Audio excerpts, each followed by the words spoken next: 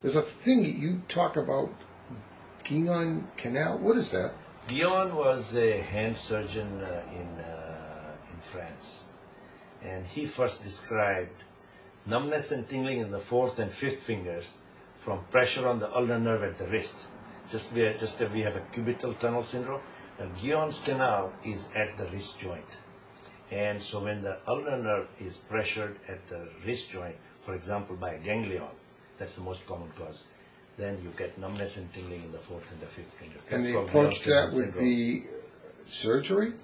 Guyon's canal syndrome is almost always surgery, because the Guyon's canal does not cause a numbness and tingling without extrinsic pressure. In other words, there has to be pressure on the Guyon's canal from something outside. It could be a lipoma, fatty tumor, it could be a ganglion like a cyst, or it could be some other cause. And how common is this? Very rare. For, say, every 1,000 carpal tunnels that I do, maybe I see 1 or 2 Guyon's canal. Is there any particular group more prone to it than the other group?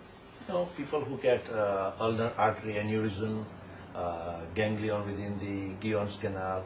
It has to be some sort of soft tissue that's causing pressure, and so an MRI is very useful for Guyon's canal syndrome. But basically it's a surgical correction? Most of the time it's surgical.